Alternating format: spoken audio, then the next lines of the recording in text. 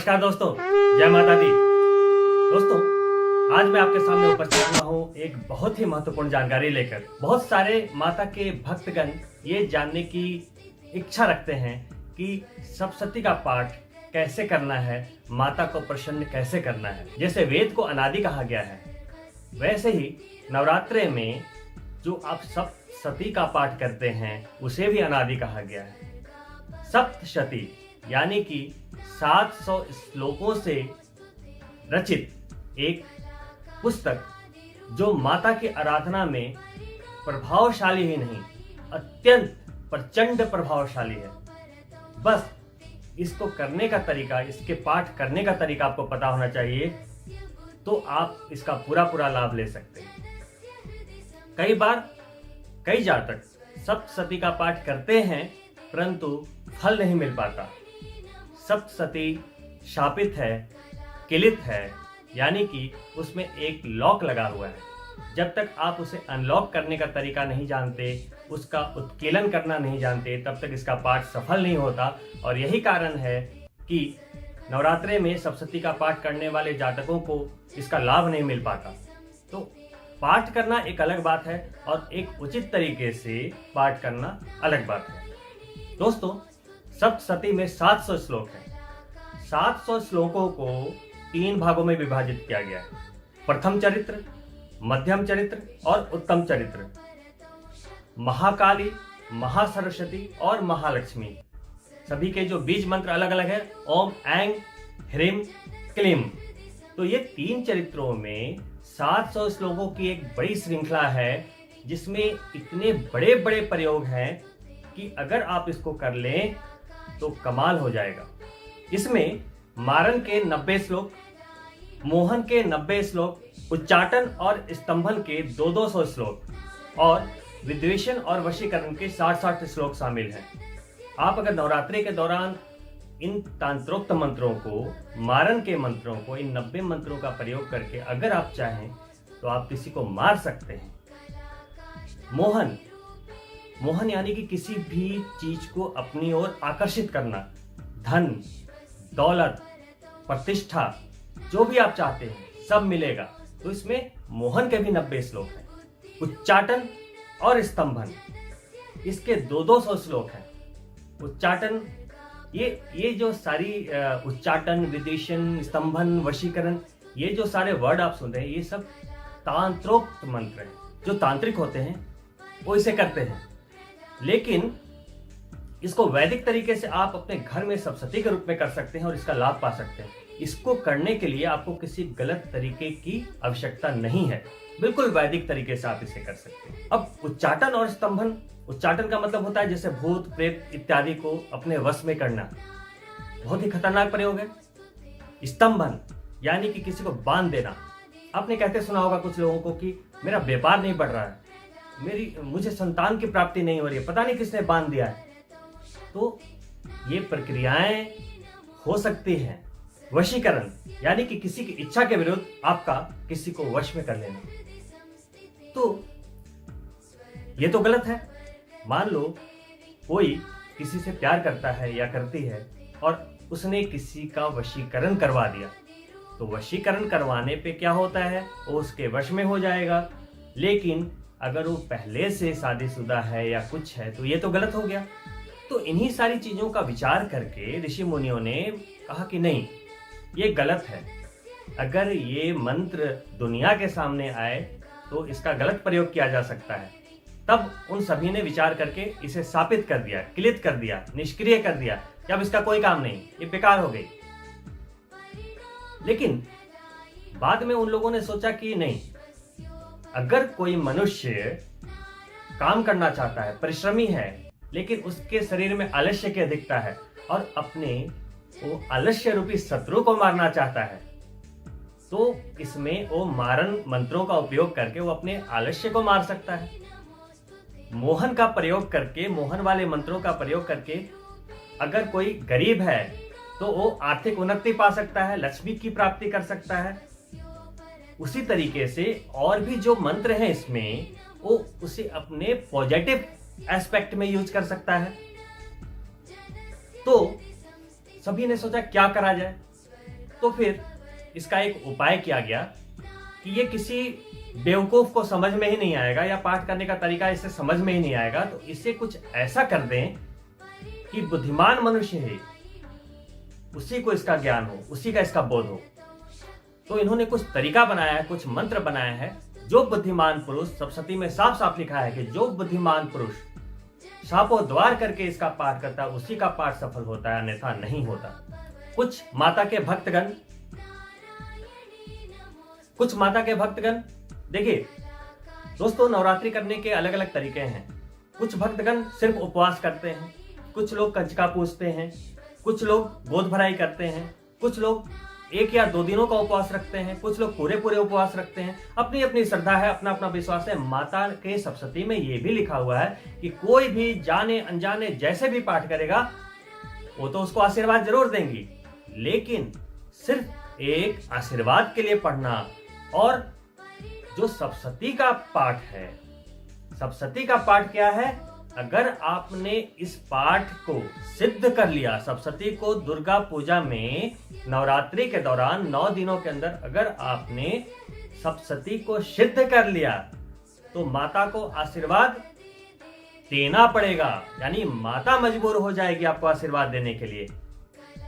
तो आप नवरात्रि कैसे भी करते हो, मेरा अनुरोध है आपसे, अगर आप अपनी जीवन में आर्थिक उन्नति चाहते हैं, बहुत पैसा, बहुत सफलता चाहते हैं, घर, गाड़ी, सुख, समृद्धि, पुत्र, पौत्र, हर तरह से सुखी होना चाहते हैं, आरोग्य, स्वास्थ्य, सुख, हर तरह से चौमुखी विकास चाहते हैं, तो आपको जीवन में एक बार सप्तशती पूरे तरीके से जरूर पढ़ना चाहिए और इसे सिद्ध करना चाहिए।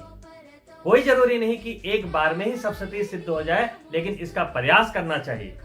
दोस्तों, जैसा कि आप सभी जानते होंगे, मेरे पिछले वीडियो में आपने देखा होगा, मैं पिछले 20 वर्षों से माता दुर्गा का उपासक हूँ।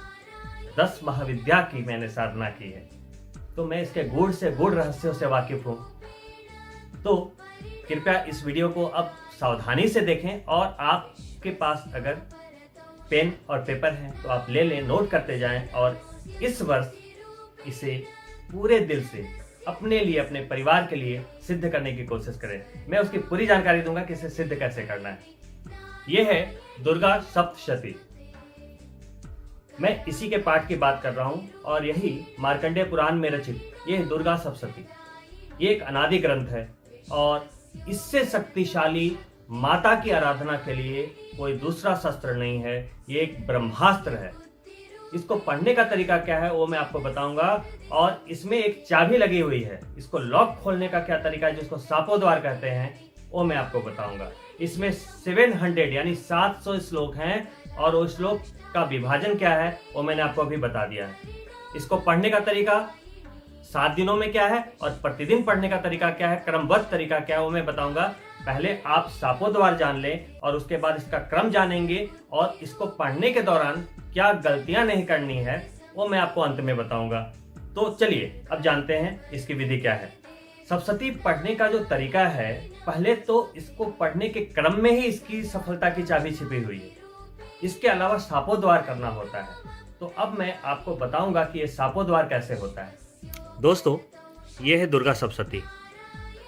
अब इसके पेज नंबर 15 में आप आएंगे तो यहाँ पर आप देखें, यहाँ पर एक शापोद्वार मंत्र लिखा है। इसमें ये लिखा है, ओम ह्रीम क्लीम श्रीम क्राम क्रीम चंडिका देवे साप नाशानुग्रहम कुरु कुरु स्वाहा।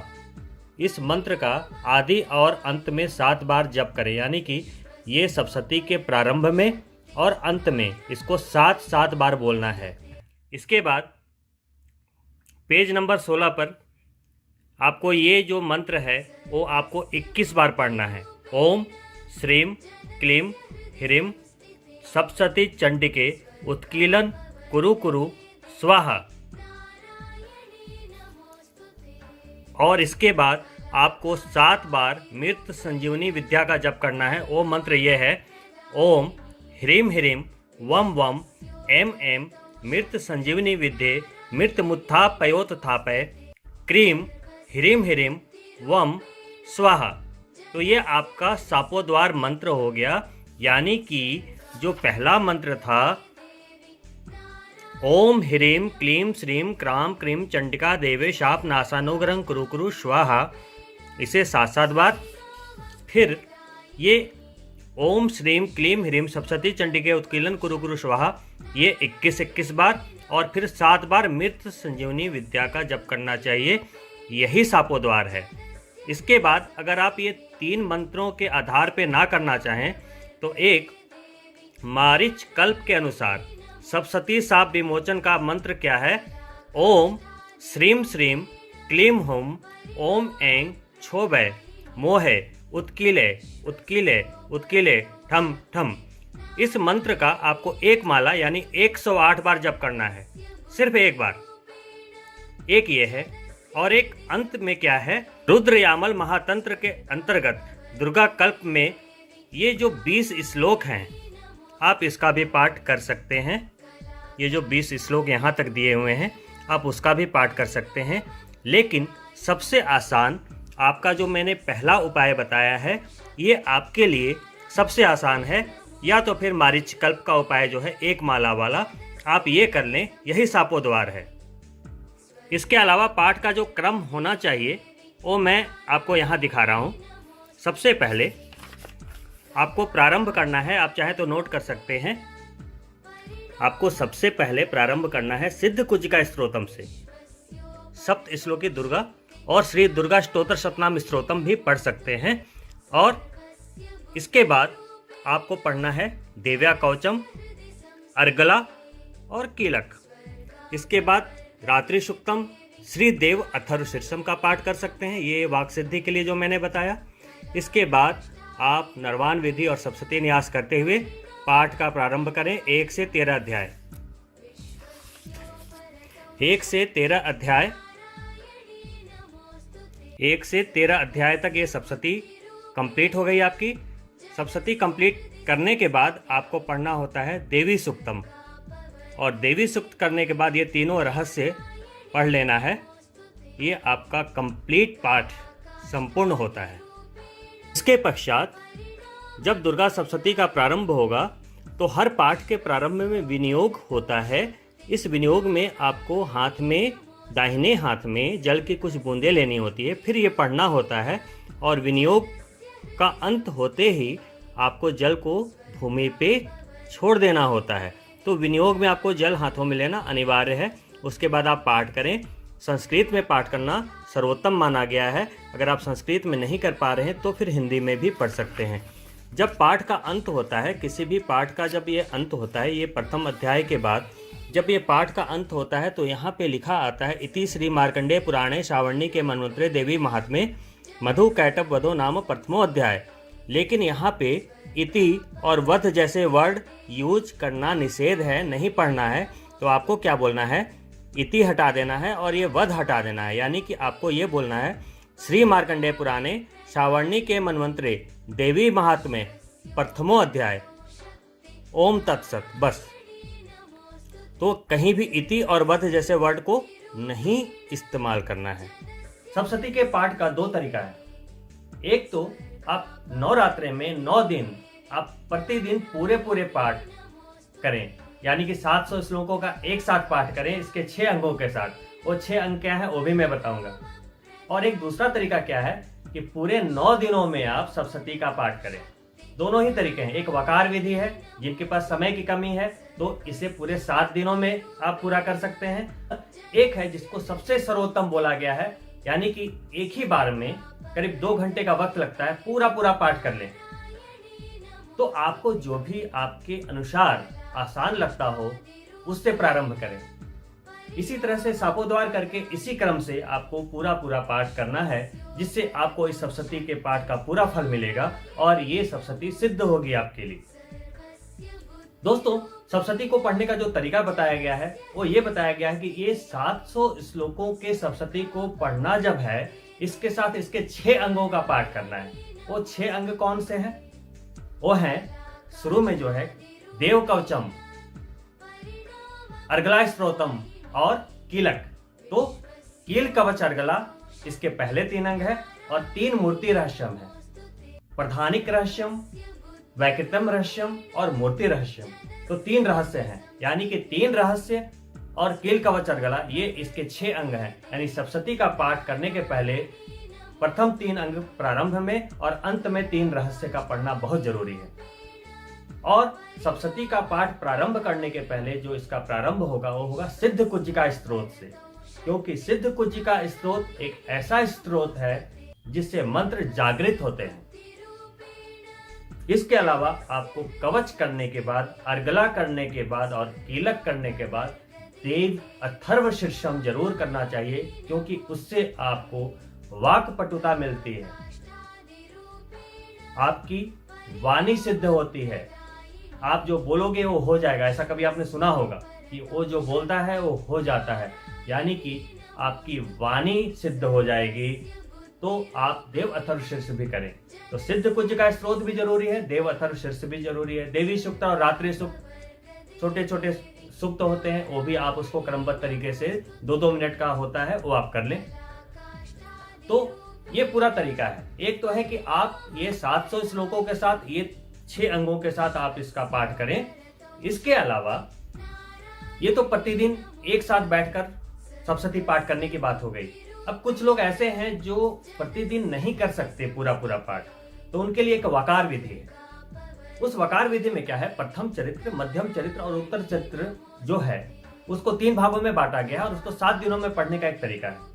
वो तरीका क्या है वो आप स्क्रीन पे देखिए। पहला दिन आप करेंगे सिद्ध कुज्जिका स्त्रोत से प्रारंभ किया, फिर कील कवच अर्गला कर लिया, फिर देव अथर्व शीर्ष कर लिया, देवी सूक्त, रात्रि सूक्त सब कर लिया। इसके बाद आपको क्या करना है, पहला दिन सिर्फ आप पहला पाठ करेंगे। फिर जब दूसरा दिन होगा, द्वितीय नवरात्रि होंगे, उस दिन आप दूसरा और तीसरा पाठ करेंगे। तृतीया तिथि के दिन आप सिर्फ और सिर्फ चौथा अध्याय करेंगे और चतुर्थी के दिन आप 5वां, 6ठा, 7वां और 8वां अध्याय करेंगे। इसके बाद नवरात्रि के पंचमी तिथि के दिन आप 9वां और 10वां पाठ करेंगे और आप षष्ठी तिथि के दिन सिर्फ और सिर्फ 11वां पाठ करेंगे। इसी तरीके से सप्तमी के दिन यानी काल रात्रि के दिन आप क्या करेंगे, 12वां अध्याय और 13वां अध्याय करके इसका समापन करेंगे और साथ ही 3 मूर्ति रहस्यों का पाठ करेंगे। तो ऐसे वकार विधि से आप 7 दिनों में माता के पाठ को पूर्ण कर सकते हैं। पाठ विधि में जैसा कि मैंने आपको पहले बताया कि नरवान मंत्र का जाप बहुत आवश्यक है। ओम ऐंग ह्रीम क्लीं चामुंडाय विचे का एक माला सप्तशती स्टार्ट करने के पहले आपको अवश्य करना चाहिए। नरवान मंत्र बीज है और नरवान मंत्र का जाप आप लाल चंदन की माला से या रुद्राक्ष की माला से कर सकते हैं। दोस्तों, माता के नवरात्रे में अगर आप लाल वस्त्र पहनकर दुर्गा सप्तशती का पाठ करते हैं तो ये सर्वोत्तम माना गया है, क्योंकि माता को लाल चीजें बहुत प्रिय है। अगर आप स्त्री जातक हैं तो आपको माता को सुहाग की सारी सामग्रियां चढ़ानी चाहिए। अगर पुरुष हैं तो उसकी आवश्यकता नहीं है। इसके अलावा अखंड ज्योत जलती रहे और जो माता के कलश के सामने जो आपने खेतरी बोई है, जौ जो बोते हैं, आप सुनिश्चित करें कि सुबह शाम आप उसे सींचते रहें और जैसे जैसे वो बढ़ेगा आपके घर की खुशहाली और समृद्धि भी बढ़ेगी। तो आप वो माता का संकेत होता है कि माता आप पर कितनी प्रसन्न है। बहुत सारे जातक अपनी जन्म पत्रिका के कारण परेशान रहते हैं। किसी के गुरु खराब हैं, किसी का शुक्र खराब है, किसी का मंगल मारक हो रहा है, किसी का बुध खराब है, किसी के शनि अशुभ हो रहे हैं। तो लोग परेशान होते रहते हैं कि मेरे ग्रहों का संतुलन ठीक नहीं है। ज्योतिषी से जब वो सलाह लेते हैं तो उन्हें पता लगता है कि ग्रहों की स्थिति सही नहीं है। दोस्तों, आपको एक मंत्र तो पता होगा, प्रथम शैलपुत्री च, द्वितीय ब्रह्मचारिणी, तृतीय चंद्रघंटिति, कुष्मांडिति, चतुर्थम पंचम स्कंद मातिति, षष्ठम कात्यायनिति च, सप्तमम कालरात्रि महागौरिति, चाष्टमम नवम सिद्धिदात्री च, 9 दुर्गा प्रकृता। यानी कि 9 देवियां हैं और 9 देवियां 9 ग्रहों का प्रतिनिधित्व करती हैं। जो प्रथम देवी है माता शैलपुत्री, वो चंद्रमा की कारक है। अगर आपकी जन्म कुंडली में चंद्रमा से संबंधित कोई अशुभता है तो आपको प्रथम दिन आपको माता को प्रसन्न करने की जितनी भी कोशिशें हैं सब करनी चाहिए। माता शैलपुत्री के श्लोकों का जाप आपको उस दिन करना चाहिए, तो इससे आपका चंद्रमा संतुलित होता है। आपकी पत्रिका में आपके मंगल ग्रह से संबंधित कोई परेशानी है या आप मांगलिक जातक हैं, कोई परेशानी आ रही है मंगल से रिलेटेड, कर्ज ज्यादा बढ़ गया है, घर नहीं बन पा रहा है काफी दिनों से, यानी मंगल से रिलेटेड कोई परेशानी आ रही है, रक्त से संबंधित कोई रोग है, ब्लड से संबंधित कोई रोग है, आपको नवरात्रि के द्वितीय दिन माता ब्रह्मचारिणी की पूजा पूरे मन से और इनके श्लोकों से करनी चाहिए। आपकी जन्म पत्रिका में शुक्र की स्थिति अच्छी नहीं है, तो शुक्र को प्रसन्न करने के लिए आपको नवरात्रि के तृतीय दिन माता चंद्र घंटा की पूजा करनी चाहिए। उसी तरीके से चतुर्थी बहुत ही खास है। चतुर्थी का दिन बहुत खास है, क्योंकि उसमें आत्मा के कारक ग्रह माता कुष्मांडा को अगर आप प्रसन्न कर देते हैं तो सूर्य प्रसन्न हो जाते हैं। कुष्मांडा के मंत्रों का जाप करें और गायत्री मंत्रों का जाप करें, उससे आपके सूर्य को बहुत बल मिलेगा। इसके बाद पंचम स्कंद माता। स्कंद माता की आराधना करने से बुध ग्रह प्रसन्न होते हैं। और षष्ठी तिथि के दिन बृहस्पति ग्रह को प्रसन्न करने के लिए माता कात्यायनी की आराधना करनी चाहिए। अगर आपकी जन्म पत्रिका में बृहस्पति अशुभ अवस्था में है या बृहस्पति से संबंधित कोई भी परेशानी है, तो माता कात्यायनी आपके बृहस्पति के उस अशुभता का नाश कर डालेंगी। तो आप माता कात्यायनी को प्रसन्न करें। अगर आपकी कुंडली में शनि देव से संबंधित कोई अशुभता है, तो सप्तम काल रात्रि का स्वरूप जितना प्रचंड है, तो अगर आप सप्तम काल रात्रि के दिन माता काल रात्रि को प्रसन्न कर लेते हैं तो शनि स्वतः प्रसन्न हो जाएंगे। अब बात होती है अष्टम महागौरी और नवमम सिद्धिदात्री की। तो ये दोनों देवियां राहु और केतु का प्रतिनिधित्व करती हैं और उन्हें प्रसन्न करती हैं। तो अगर आप अष्टमी तिथि के दिन महागौरी की पूजा करते हैं तो ये राहु को नियंत्रित करती हैं, और नवमी तिथि को आप सिद्धिदात्री देवी की पूजा करते हैं तो उससे केतु प्रसन्न हो जाते हैं। और उस दिन नवमी के दिन हवन के उपरांत आपके 9 ग्रह बिल्कुल संतुष्ट और संतुलित हो जाते हैं। दोस्तों, अगर आप भी अपने जीवन में किसी भी परेशानी का सामना कर रहे हैं, जैसे नौकरी हो, बिजनेस हो, संतान से संबंधित हो, या रोजगार से संबंधित हो, या धन दौलत से संबंधित हो, आय से संबंधित हो, स्वास्थ्य से संबंधित हो, कोई भी समस्या अगर आपको लगता है कि आपको जीवन में किसी भी तरीके की परेशानी हो रही है और शायद ये परेशानी आपके ग्रहों से जुड़ी हुई है, आपकी जन्म पत्रिका से जुड़ी हुई है, और शायद आपको पता ही नहीं कि आपकी जन्म पत्रिका में स्थितियां क्या है। हो सकता है अगर आपके कुंडली के रहस्यों के बारे में अगर आपको उसकी जानकारी हो जाए, तो हो सकता है उसे संतुलित करके आप जिंदगी में जो अभी तक नहीं पा पाए थे उसे पा पाए। तो दोस्तों, आपके मन में भी अगर कोई ऐसी इच्छा जागृत हो रही है कि आपको भी अपनी जन्म पत्रिका चेक करवानी चाहिए, तो आप मुझसे संपर्क कर सकते हैं। मेरे डिस्क्रिप्शन में पूरी जानकारी दी हुई है, मेरे नंबर्स दिए हुए हैं, व्हाट्सएप नंबर्स दिए हुए हैं, आप उस पर कांटेक्ट कर सकते हैं। स्क्रीन पे भी मेरे नंबर्स आ रहे हैं, उस पर कांटेक्ट कर सकते हैं और आप अपनी जन्म पत्रिका की पूरी जानकारी ले सकते हैं, डिस्कशन कर सकते हैं। तो दोस्तों, आशा करता हूँ मेरा ये वीडियो आपको पसंद आया होगा, और अगर आपको पसंद आया तो शेयर करना ना भूलें, लाइक करना ना भूलें, और हमारे चैनल को अभी तक आपने सब्सक्राइब नहीं किया है तो सब्सक्राइब करना ना भूलें दोस्तों। और मैं ऐसे ही जानकारी भरे वीडियो आगे भी लाता रहूँगा। तो दोस्तों, अभी के लिए मैं विदा लेता हूँ, जल्द ही मिलते हैं दूसरे वीडियो में। नमस्कार।